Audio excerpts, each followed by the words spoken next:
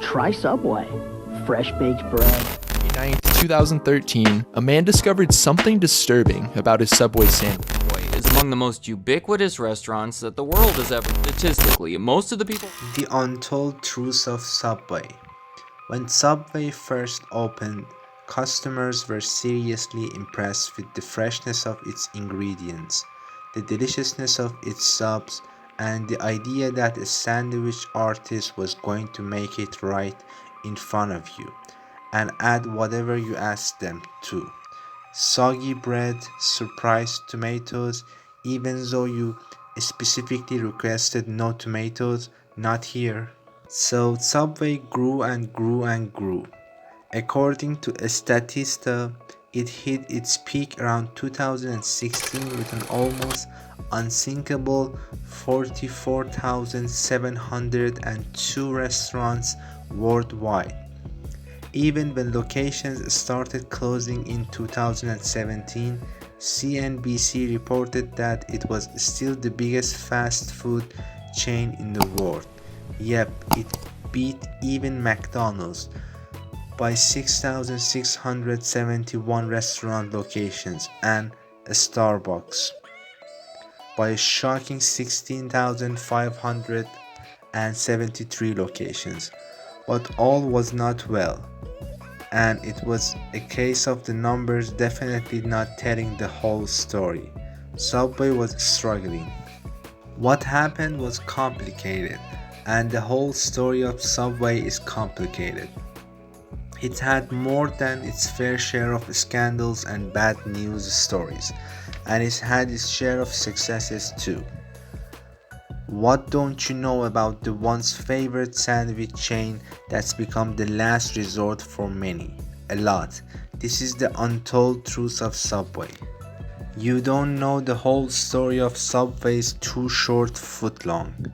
Subway has been associated with a lot of bad press, and one of the claims that took social media by storm was the one that said it was selling 12-inch subs that weren't actually 12 inches long.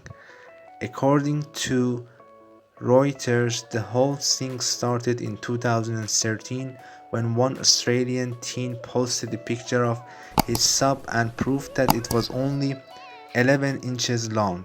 It went absolutely viral and Subway went to court. But then the weirdness happened.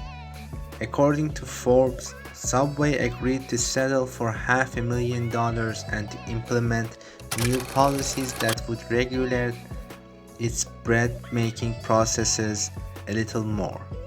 That's after the case was found to be pretty weak for a bunch of reasons, including the fact that most footlongs were indeed a foot long.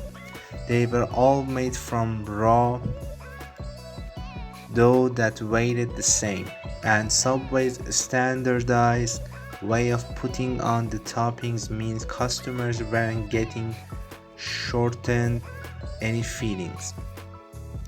And since not every Subway customer got a short sub, that meant the class action settlement didn't make sense. So what was going to happen was pretty outrageous. The lawyers involved were going to walk away with a cool $520,000 and the 10 plaintiffs were going to get $5,000 each. Insane? A US appeals court thought so too and threw out the settlement after calling it utterly worthless. Here's the truth of the yoga mat chemical at Subway. Remember the outrage over Subway's bread and the so-called yoga mat chemical? Of course you do, because social media went mad when it came out that one of the ingredients in Subway's bread was also found in yoga mat. The chemical in question is called azodicarbonamide, and according to CNN, it's usually included in the products to help strengthen the dough. There are two different sides to the story here. On one hand, it's been used for a long time and it's been deemed safe by the FDA. In fact, NPR found it was an ingredient in almost 500 different products, including everyone's childhood favorite, Wonder Bread. But it was Subway that was targeted the most, thanks to a post from self-declared expert the Food Babe. Is there anything actually dangerous about it? Not in the amount deemed safe by the FDA, which is a mere 45 parts per million. Research done by the Center for Science in the Public Interest found that azodicarbonamide does break down into a few substances that do pose what they deemed a small risk to humans, and it is banned as a food additive in the EU and in Australia. Not long after the outrage, Subway announced it was going to remove it from its recipe.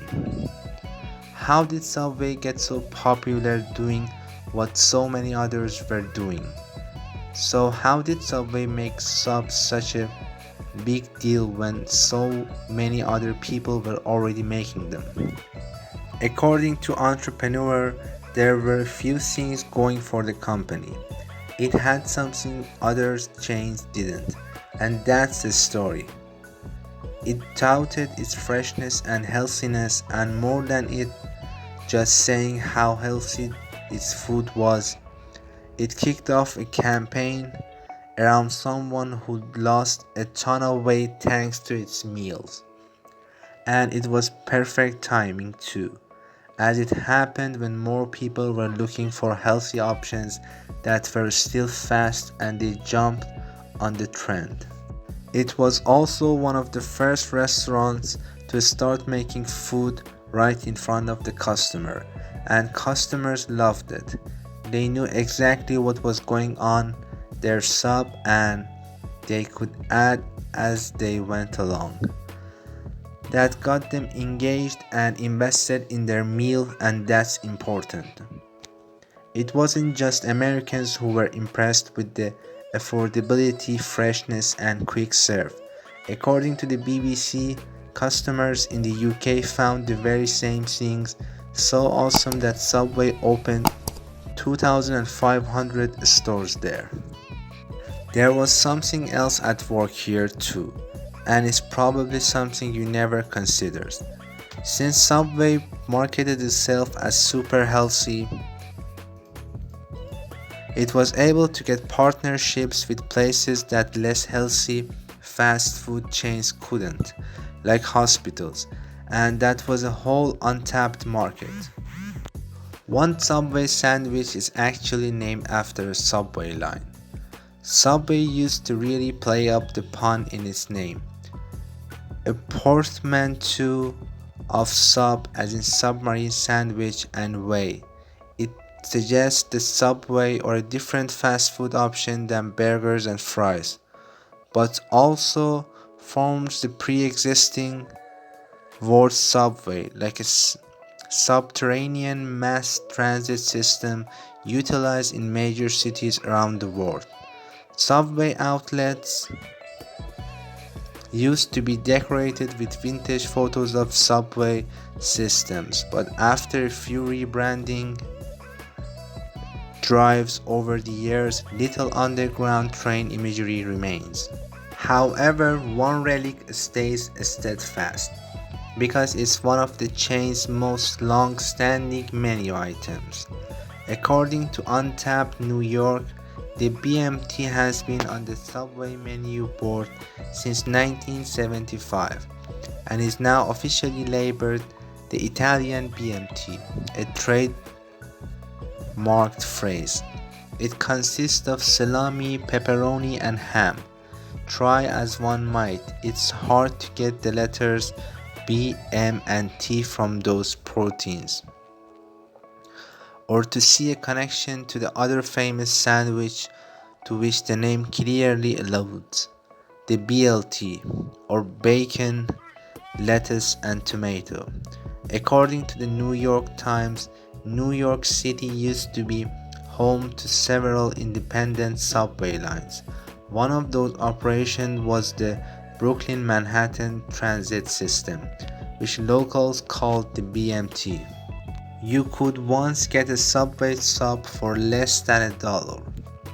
In 2008, right around the age of widely popular fast food value menus offering burgers, chicken sandwiches, and sides for the rock bottom price of around $1 each, Subway counter-marketed against the quick-serve competition by selling a selection of its pre-existing menu submarine sandwiches for the low price of $5 for a foot long, according to The Hustle.